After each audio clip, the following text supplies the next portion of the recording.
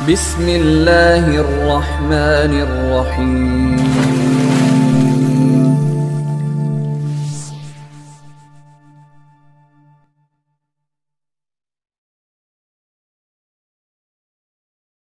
Kisah Harut dan Marut ini dibicarakan bukan hanya orang Islam, tapi juga dibicarakan oleh orang-orang Nasrani dan juga orang-orang Yahudi, tentu dengan berlainan versi. Tapi kisah ini termaktub di semua kitab. Alhasil adalah di beberapa ahli tafsir, memang banyak ahli tafsir itu yang menceritakan tentang kisah-kisah Harut dan Marut. Tetapi masalahnya ada beberapa kisah yang dinukilkan dari mereka. Kisah-kisah Harut dan Marut itu mengandung kedustaan, walaupun itu terdapat dalam musnad, tapi sanad-sanadnya banyak yang bermasalah. Di antaranya adalah kisah yang masyhur tetapi makdzub, artinya bukan berasal dari Nabi SAW. Bisa saja mungkin terambil dari kisah Israiliyah. Jadi ketika Nabi Allah Adam alaihi salatu wassalam bermaksiat kepada Allah subhanahu wa ta'ala karena memakan buah larangan, akhirnya Adam pun diturunkan dari sorga ke bumi, maka membuat malaikat marah. Akhirnya kemudian datang kepada Allah subhanahu wa ta'ala dan mengatakan bahwa kami lebih baik dibandingkan Adam alaihi salatu wassalam.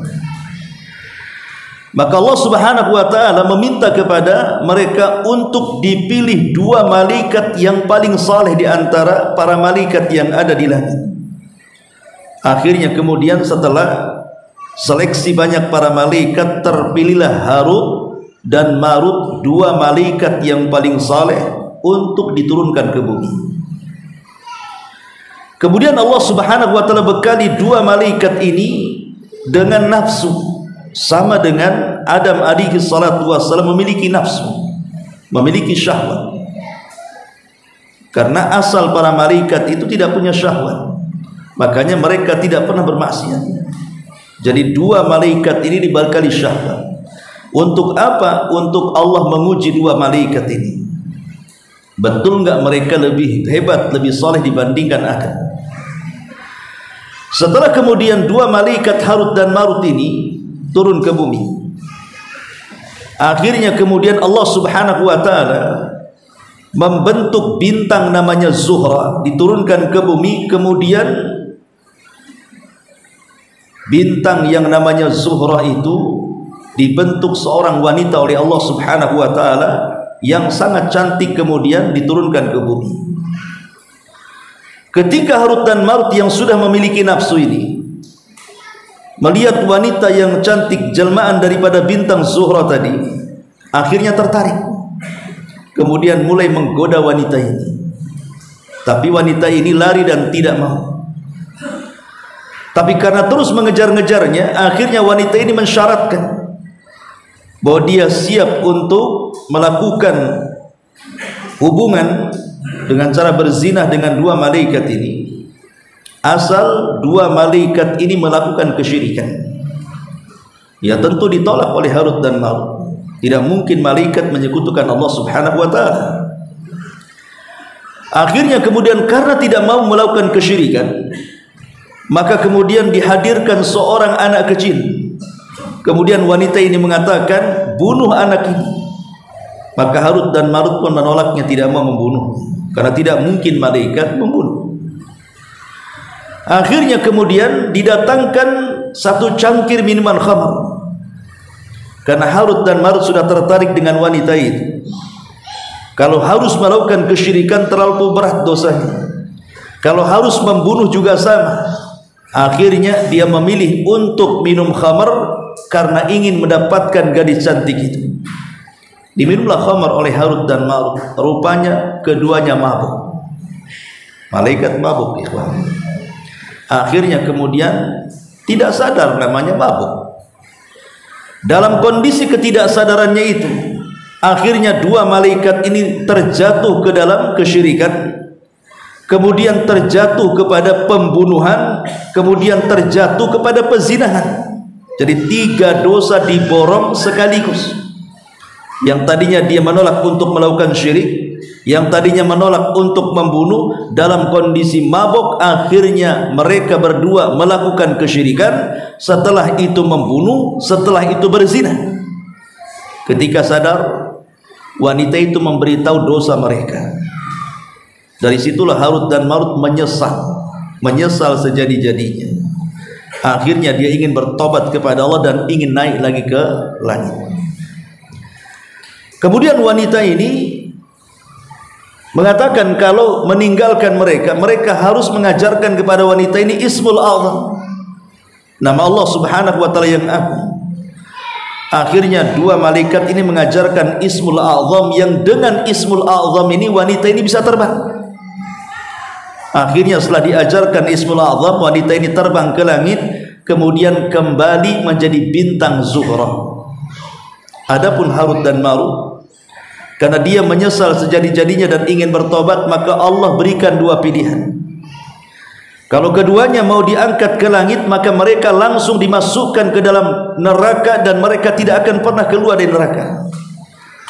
Atau mereka tetap hidup di Babil dan mereka diazab oleh Allah Subhanahu wa taala sampai kiamat dibangkitkan. Maka Harut dan Marut memilih diazab di Babil dibandingkan harus masuk neraka dan tidak pernah keluar dari situ. Lah kisah Harut dan Marut ini kisah yang masyhur. Kalau antum baca kitab-kitab tafsir, maka kisah ini selalu dicantumkan oleh ahli tafsir. Tapi kisah ini makdzub. Sekali lagi, kisah ini tidak benar, karena secara sanad dan matan pun tidak masuk di akal. Bagaimana malaikat bisa melakukan seperti itu? Sementara malaikat itu makhluk yang maksum, terpelihara. La ya'sunallah ma amarahum wa yaf'aluna ma yu'marun. Mereka tidak mungkin bermaksiat kepada Allah. Apapun yang Allah perintahkan mereka melakukannya. Tidak mungkin malaikat bermaksiat, melakukan kesyirikan, melakukan perzinahan, melakukan pembunuhan. Mustahil. Akan banyak bertentangan dengan ayat-ayat Al-Quranul Karim. Ma'asyiral muslimin yang dimuliakan Allah Subhanahu wa ta'ala,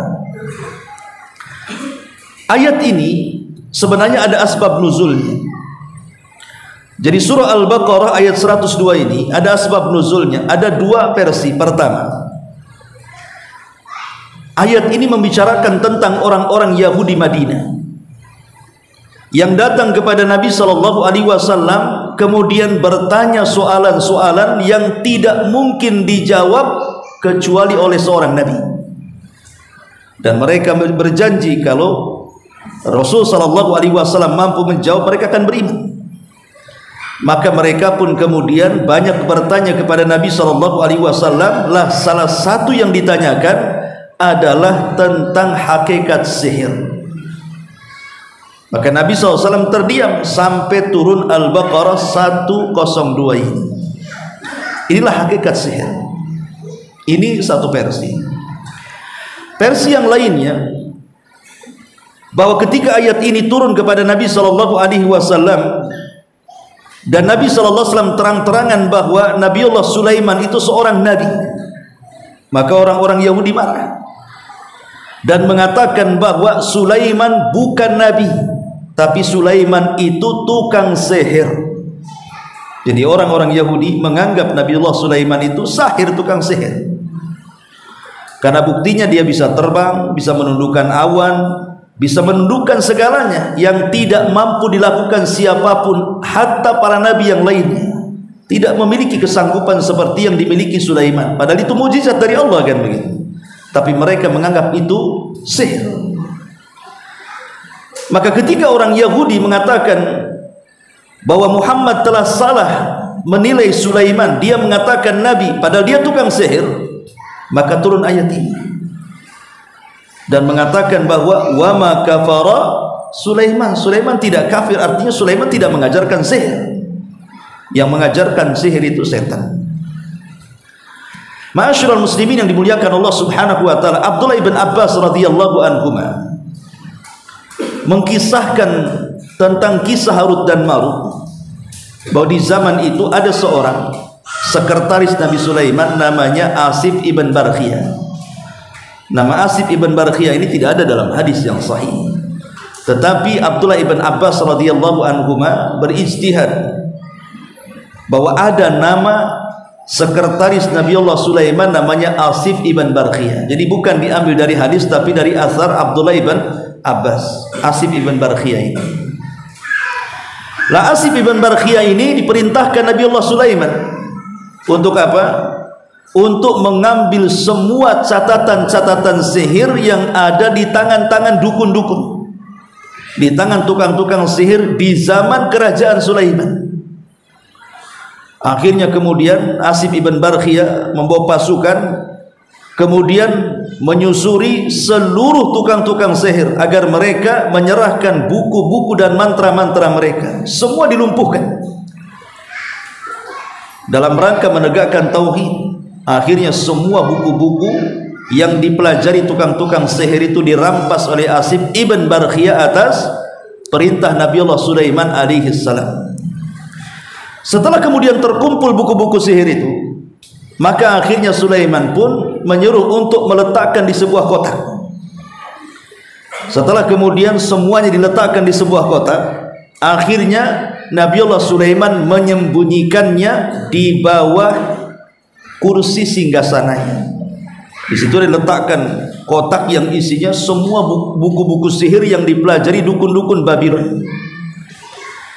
Kemudian Sulaiman pun bersumpah, siapa yang berani mengambil buku-buku sihir ini, kalau dia dari kalangan jin, kupastikan dia terbakar.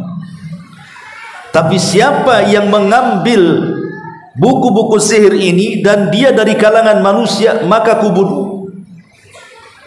Akhirnya selama Nabiullah Sulaiman hidup dan menjadi raja dan duduk di singgasananya, tidak ada satupun manusia yang berani mengambilnya. Bahkan tidak ada satupun jin yang berani mendekatinya, karena konsekuensinya berat. Kalau mengambilnya bisa terbakar, dan kalau manusia bisa dibunuh. Maka selama Nabiullah Sulaiman menjadi nabi dan raja, maka tauhid menyebar di Babylon, betul-betul menyebar, dan tidak ada kesyirikan dalam dunia perdukunan. Berhasil Nabiullah Sulaiman memberantas kesyirikan perdukunan di zaman itu. Sampai pada waktunya Nabiullah Sulaiman meninggal dan berada di singgasananya. Jin-jin tidak ada yang tahu bahwa Sulaiman meninggal. Dikiranya Nabiullah Sulaiman itu masih hidup, karena kebiasaannya Nabi Sulaiman memang suka duduk di kursi melihat para pekerja yang sedang bekerja, baik dari kalangan manusia atau kalangan jin. Baru ketahuan Sulaiman meninggal itu setelah rayap-rayap kemudian masuk dan menggerogoti tongkatnya. Ketika tongkatnya Sulaiman pun rapuh, kemudian jatuh, Sulaiman pun terguling. Dari situlah kemudian jin-jin mengetahui Sulaiman sudah meninggal, dan mereka pun menyesal dan mengatakan, kalau dari dulu tahu kami mengetahui Sulaiman sudah meninggal, tidak mungkin kami capek-capek diperbudak seperti ini. Dan ini menunjukkan jin itu tidak tahu yang gaib. Sementara para dukun itu rujukannya para jin, dan para dukun itu mengetahui, seolah-olah mengetahui dan mengklaim mengetahui yang gaib. Lah gurunya jinnya saja tidak mengetahui yang gaib, macam mana dia kemudian sok mengetahui yang gaib? Makanya dukun itu pendusta, tidak ada yang benar. Kalaupun ramalan-ramalan itu terjadi, hanya sebatas kebetulan, karena dari satu kebenaran itu 99%-nya adalah kedustaan. Lah setelah kemudian Sulaiman meninggal, generasi pertama tentu masih baik. Generasi pertama masih baik, mereka mentauhidkan Allah Subhanahu wa taala. Tapi generasi berikutnya, entah generasi keberapa, mulailah kemudian manusia berubah. Jauh daripada akidah Nabiullah Sulaiman, jauh daripada tauhid yang diajarkan Nabiullah Sulaiman, maka sedikit demi sedikit manusia menjauh kebenaran. Maka orang-orang Yahudi di zaman itu kemudian diberikan waswas oleh syaitan. Maka syaitan pun kemudian berusaha untuk menjadikan momen jauhnya mereka dari ajaran tauhid untuk mengambil buku yang ada di kotak yang berada di bawah singgasana kerajaan Sulaiman itu. Tapi karena mereka tidak bisa mengambil, karena Nabiullah Sulaiman sudah mengancam kalau dari kalangan jin maka terbakar. Akhirnya tidak ada satupun jin berani mendekat. Dari sini kemudian mereka pun mendatangi seorang yang saleh namanya Harut dan Marut. Akhirnya kemudian menggoda Harut dan Marut supaya mengambil buku-buku sihir itu. Kemudian Harut dan Marut pun, karena Nabiullah Sulaiman sudah meninggal, tidak ada yang mengancam untuk membunuh kan. Maka diambillah kemudian buku-buku sihir itu, kemudian dipelajarinya. Setelah dipelajari, maka banyak orang-orang Yahudi datang kepada Harut Marut ingin belajar sihir. Tapi Harut dan Marut karena keduanya orang soleh, mereka mengatakan bahwa kalian kalau mempelajari ilmu ini kalian bisa kufur, sebaiknya jangan. Akhirnya sebagian orang-orang Yahudi tidak jadi belajar, tapi sebagian yang lainnya ngeyel dan ingin belajar. Maka Harut dan Marut pun kemudian mengajarkan sihir kepada orang-orang Yahudi yang ngeyel ingin belajar sihir. Makanya sihir itu yang pertama dipelajari oleh siapa? Orang Yahudi. Siapa yang menyihir Rasul? Orang Yahudi ya, jadi orang-orang Yahudi itulah yang pertama belajar sihir. Lah sejak itulah akhirnya sihir tersebar kemana-mana. Di zaman itu sihir tersebar kemana-mana karena orang-orang yang kemudian berjanji kalau mereka mempelajari sihir mereka tidak kufur, justru mereka kufur. Lah dari kekufuran mereka lah mereka mulai menjadikan sihir-sihir itu untuk dijadikan kejahatan orang-orang Yahudi. Maka mereka pun terus mengembangkan sihir sampai sejak zaman itu sampai hari ini sihir berkembang. Sehingga dari sini ikhwatu fillah muliakan Allah Subhanahu wa taala terjadi silang pendapat siapa Harut dan Marut ini. Apakah dia dua malaikat? Apakah dia dua manusia? Apakah dia dua setan? Itu terjadi silang pendapat di antara ahli tafsir. Ada yang mengatakan bahwa keduanya adalah malaikat bukan manusia. Tapi Syekh Shalih Fauzan hafizahullah taala mengatakan kalaupun keduanya dua malaikat mustahil melakukan hal-hal yang diceritakan oleh kebanyakan ahli tafsir tentang kisah yang awal saya ceritakan. Kalaupun kita kemudian memahami zahirnya ayat bahwa zahirnya ayat ini menunjukkan dua malaikat, ya dua malaikat kata Syekh Shalih Fauzan, tapi dua malaikat ini hanya diturunkan oleh Allah Subhanahu wa taala untuk dijadikan ujian bagi manusia. Jadi turunnya dua malaikat mengajarkan sihir ini untuk menguji manusia, menguji tauhid mereka, menguji keimanan mereka. Makanya setiap ada orang yang datang kepada Harut dan Marut, selalu Harut dan Marut mengatakan, jangan kau belajar ini, kau bisa kufur. Ya. Makanya Allah Subhanahu wa taala mengatakan, innama nahnu fitnatun fala takfur. Kami ini ujian bagi kalian. Kalau kalian mempelajari ilmu sihir, kalian bisa kufur. Jadi hanya sebatas itu saja. Malaikat diturunkan Harut dan Marut kemudian mengajarkan sihir, tetapi hanya untuk membedakan ini sihir, ini mukjizat. Mukjizat Sulaiman ini sihir yang seperti ini. Kalian jangan mempelajari ini bisa kufur. Jadi keduanya hanya sebatas ujian bagi manusia. Sengaja Allah turunkan dua malaikat ini untuk menguji manusia. Itu saja. Bukan seperti kisah di awal tadi yang makdzub, yang dusta. Tapi ada yang mengatakan bahwa Harut dan Marut adalah dua manusia. Dia bukan dua malaikat. Dua manusia. Dan sihir itu yang mengajarkannya syaitan, bukan Allah Subhanahu wa taala mengajarkan sihir untuk diajarkan kepada manusia. Tapi ada juga yang mengatakan Harut dan Marut adalah dua syaitan dari kalangan jin. Ma'asyiral muslimin yang dimuliakan Allah Subhanahu wa taala. Lah perkembangan sihir itu semakin merebak terutama ketika di zaman Nabi Allah Musa alaihi salam. Maka sihir itu mulai merebak kemana-mana. Akhirnya sampai ke zaman Nabi sallallahu alaihi wasallam. Bahkan sebelum Nabi sallallahu alaihi wasallam diutus menjadi nabi dan rasul, kebiasaan setan, mereka naik ke langit. Untuk apa? Untuk mencuri dengar. Kira-kira apa yang diobrolkan para malaikat di langit pertama itu? Karena Allah Subhanahu wa taala kalau memerintahkan sesuatu, maka akan mengeluarkan bunyi yang sangat berisik sekali, seperti besi yang dipukulkan di batu yang keras, dan itu terpekik sehingga menjadi pingsan semua malaikat yang ada di langit, termasuk Jibril. Maka yang pertama siuman adalah Jibril. Kemudian Allah memberikan tugas kepada Jibril untuk disampaikan kepada malaikat-malaikat yang ada di langit dunia yang bertugas di bumi.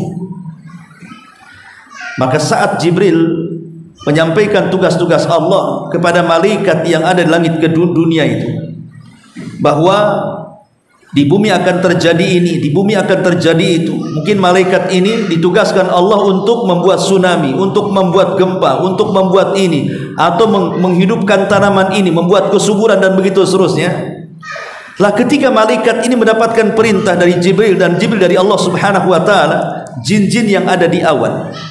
Jadi di langit itu, di awan, jin itu punya pos untuk mencuri dengar.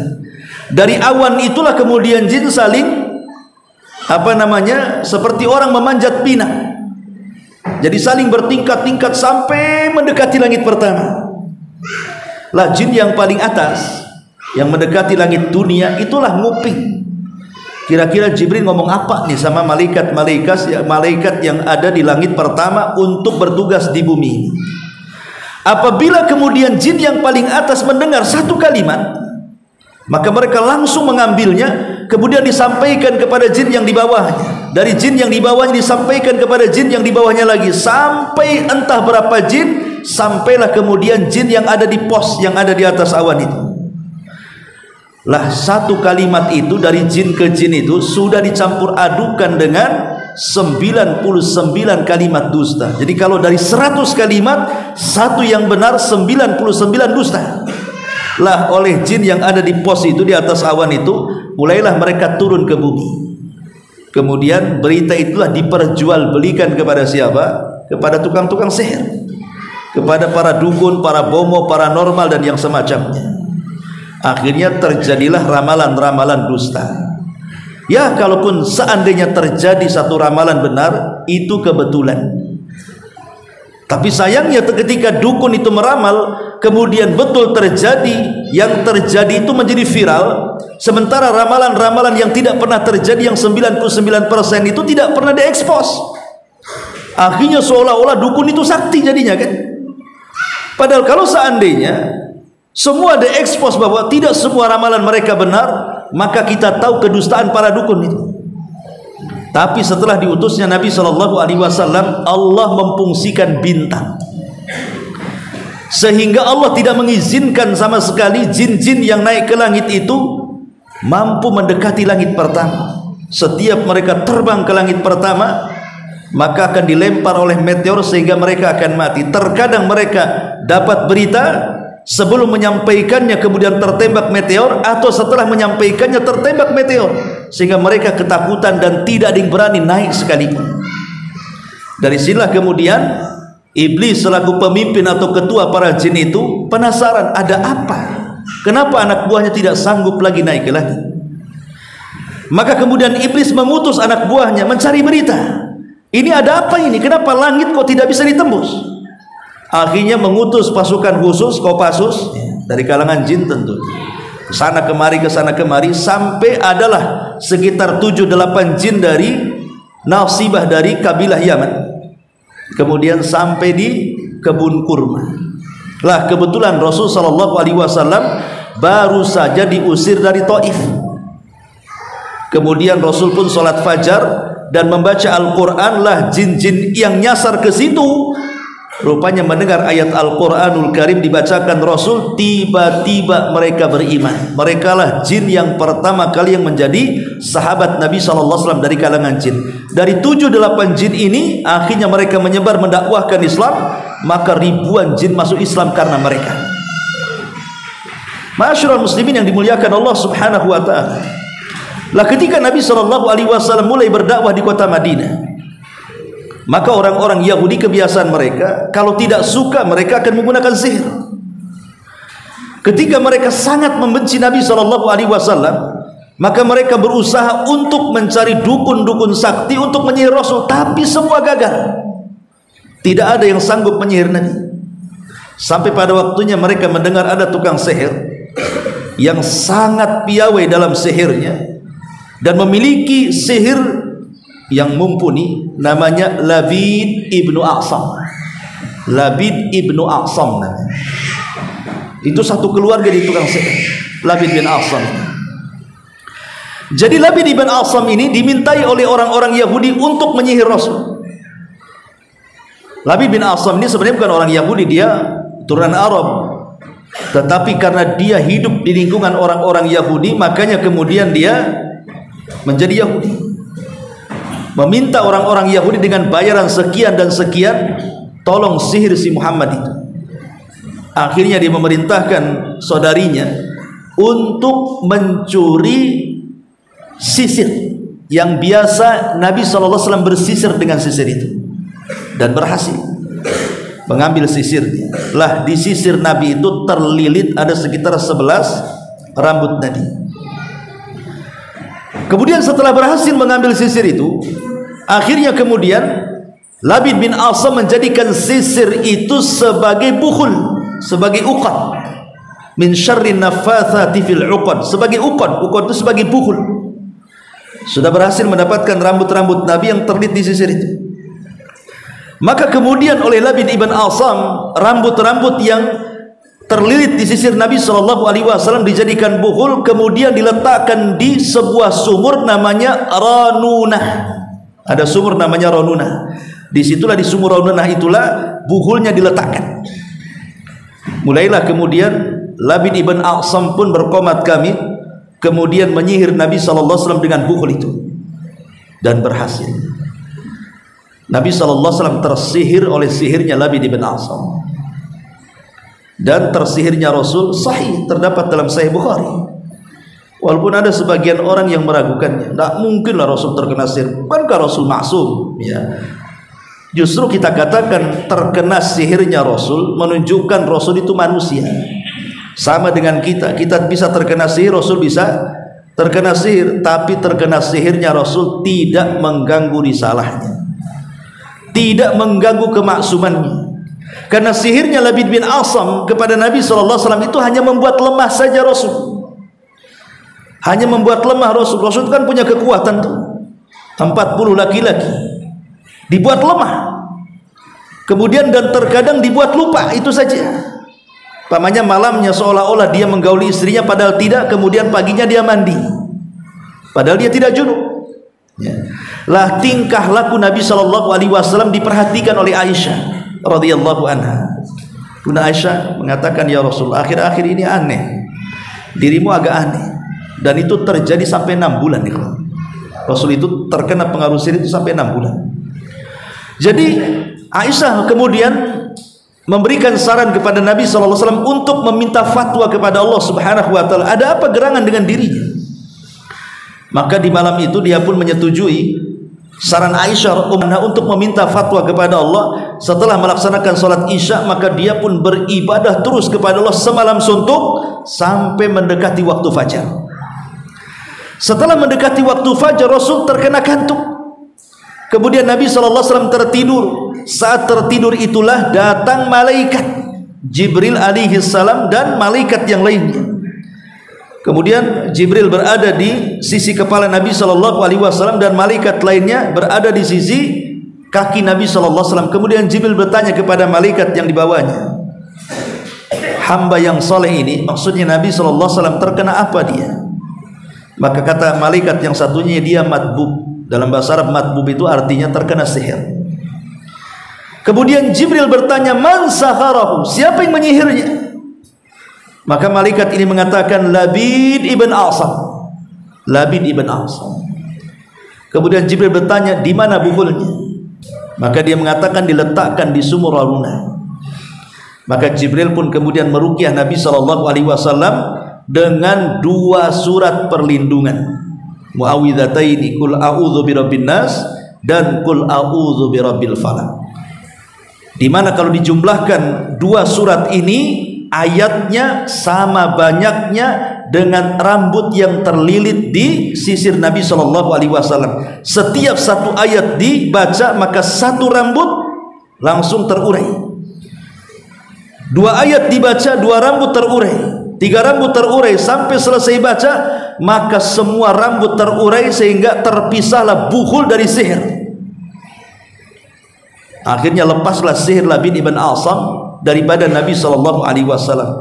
Dan ini sebab turunnya surah Muawwidhataini, qul a'udzu birabbin nas dan qul a'udzu birabbil falaq, itu asbab nuzulnya, sebab turunnya karena Rasul terkena sihir dan diruqyah oleh Jibril kepada Nabi Shallallahu Alaihi Wasallam. Makanya setelah kemudian turun dua ayat ini, Nabi Shallallahu Alaihi Wasallam kalau hendak mengobati dirinya, ruqyah mandiri bahasa kita, maka dia meninggalkan semua doa ruqyahnya dan mencukupkan membaca dua surah Muawwidhataini, qul a'udzu birabbin nas dan qul a'udzu birabbil falaq. Maka selepas itu Rasul diberitahu Jibril bahwa Labid bin Asam yang menyihirnya dan buhulnya diletakkan di sumur Raununa. Maka Rasul menyampaikan kepada Ali untuk mencari buhulnya. Maka berangkatlah Ali radhiyallahu anhu dengan Nabi dan beberapa para sahabat. Kemudian ketika sampai di sumur Raununa itu, maka Nabi SAW melihat sumur itu airnya seperti darah. Kemudian nampaknya ada benda-benda seperti mayang-mayang syaitan, kepala-kepala syaitan. Maka ketika Ali radhiyallahu anhu meminta izin kepada Rasul untuk mengambil buhulnya masuk ke dalam sumur, kata Rasul, jangan, tidak perlu, timbun saja sumur itu. Akhirnya ditimbunlah sumur itu karena takut kalau buhulnya kemudian diangkat ke atas akan memadaratkan yang lainnya. Maka Rasul menghancurkan buhul dengan cara apa? Menimbun sumur itu. Maka setelah ditimbun sumur itu, dan sampai sekarang ada sumurnya, bahkan dipagar oleh kerajaan Saudi dan dijadikan sejarah bahwa pernah terjadi penyihiran Rasul dan buhulnya di situ. Artinya bahwa Nabi SAW juga terkena sihir, menunjukkan bahwa sihir itu bukan khayal, bukan fiktif seperti pendapat Mu'tazilah, tapi sihir itu ada hakikatnya. Buktinya Rasul tersihir. Artinya kalau Nabi SAW bisa terkena sihir, apalagi umatnya. Ya, kita belum masuk matannya nih.